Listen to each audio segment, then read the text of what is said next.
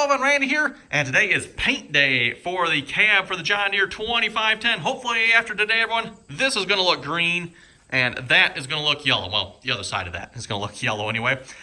So I did use up my John Deere yellow on the rims, the duals, of course. So I still have the green yet. I got a quart. Is this a quart? Yeah, quart. Quart of green paint. I'm hoping that should be more than enough to cover the cab here. I would think that's not that much paint. I don't know. Should be enough, I would think. And then I've got a quart. This is actually the original label on it, which fell off, by the way, was a Case New Holland yellow, John Deere yellow. So I don't know why it was labeled as a Case, but anyway. So yeah, that's from C&H John Deere yellow. Yeah, that's what the local hardware store has. I don't know why, everyone. It's kind of weird. They got all like the common tractor colors, but when it comes to the John Deere paint, everyone, they got it as Case New Holland green, Case New Holland yellow. It's the John Deere colors. But if you were to say maybe you wanted Massey Ferguson red, everyone, you can get Rust-Oleum Massey Ferguson red. It's like, well, how come they don't carry the Rust-Oleum John Deere yellow and green? I don't know. But yeah, for the John Deere, everyone, it's New Holland branded paint, I guess. Anyway, for the paint here, everyone, probably I'm going to have to thin this, I'm pretty sure. And for that, I've got xylene. You're supposed to use John Deere paint thinner. From what I read online, John Deere paint thinner is simply xylene. I think that's how you say that.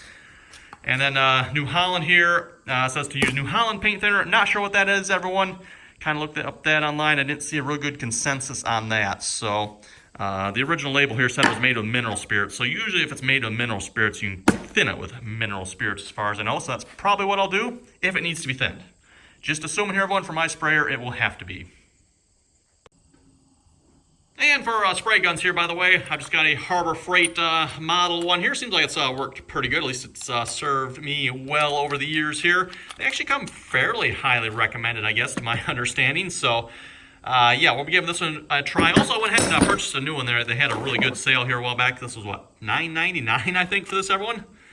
Yeah, how do they even make $9.99 for that? How do they make it that cheap, everyone? I don't know. But like I said, they had a really good sale, so I picked up another one. This one's starting to, as you can see, everyone looking pretty dirty. I was actually hoping I could put this on this one, but they use different, well, I don't know, maybe I could make it work. Maybe I gotta have that adapter that's right there put on this one, because this one threads into it, this one threads over it.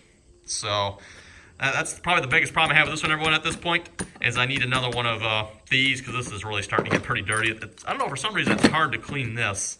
The metal one, you can leave it soak. Seems like the paint comes off pretty good, but getting the paint off this, I don't know. Anyway, let's get set up here, and we're going to start painting.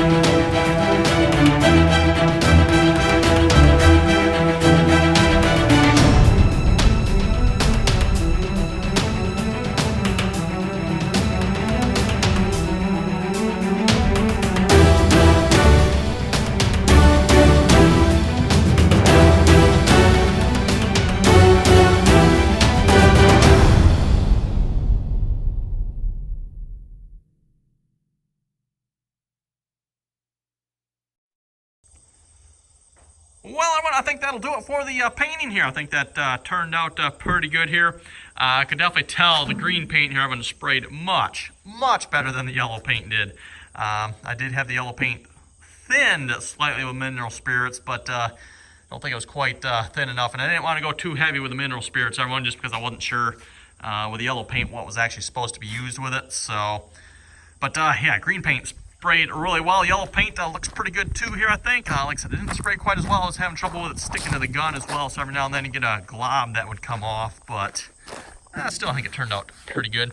I am probably going to have to flip it over here and try to get like under this edge a little better, maybe just like with a brush or something, because yeah, I can't really get the gun up in there. Same thing under here as well. Like in there, I can't really get in there, so I'm going to have to, I don't even know how well I got primer in there. Not really sure. I did my best I could, and everyone, just to like stick the nozzle when I was spraying primer down in there. But yeah, like I said, I might just have to get the brush and just glob it in there. I have about, I think maybe a quarter can of yellow and a quarter can of green left yet. Pretty much used about the same amount of yellow as we did green here. So, like I said, I think that looks pretty good. A little bit overspray on the inside. But again, like I said, everyone, in theory, it should all get covered, so it's really not going to be that visible. And at least the top part here, you know, this part here might be visible. So I guess there's a couple green specks on it, but I'm probably not going to worry about that too much.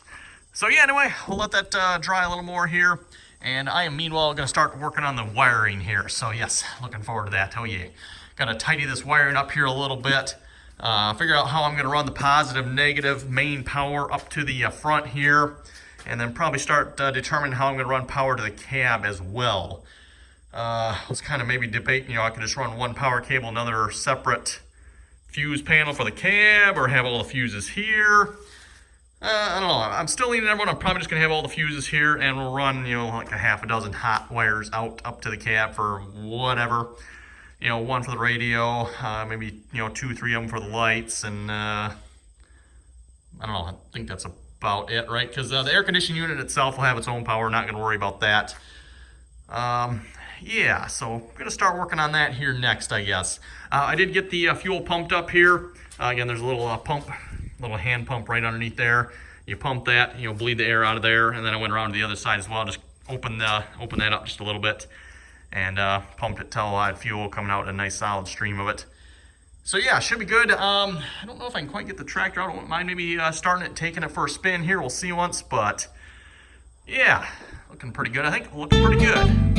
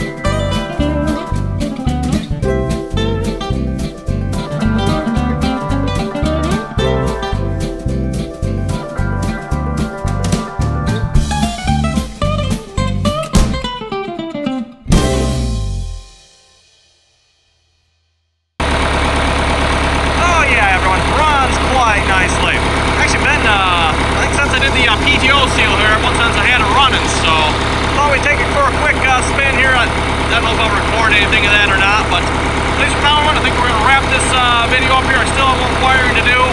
I just finished ordering a couple pieces that I'm thinking I'm going to want for that. So yeah, we'll show that to you folks hopefully next video here. Tractor's running, so I don't want to talk too much here. It's kind of loud, but like I said, I'm going to take it for a spin. Hope you folks enjoyed the video. Comments or questions, be sure to leave them. And, that new green paint looks nice. Oh, no, and yellow paint does too, of course.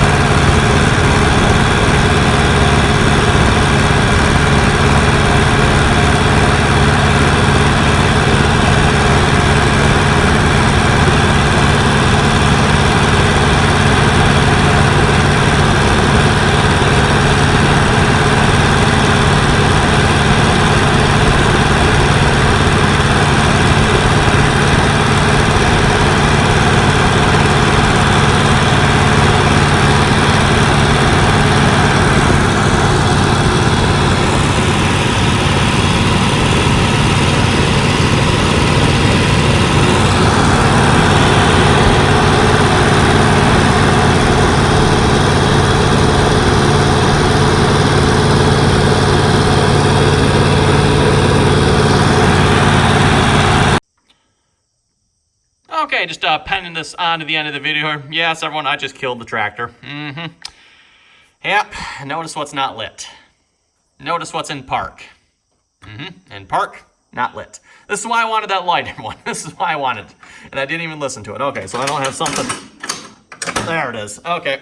So, of course, you know, if you have it in gear and you put it in park at the same time, you let the clutch out, which is what I did, and it kills it instantly. I was ready to shut it off anyway, but okay, oh well. Yep, like I said, that's why I wanted that light. Unfortunately, I didn't listen to my own light here.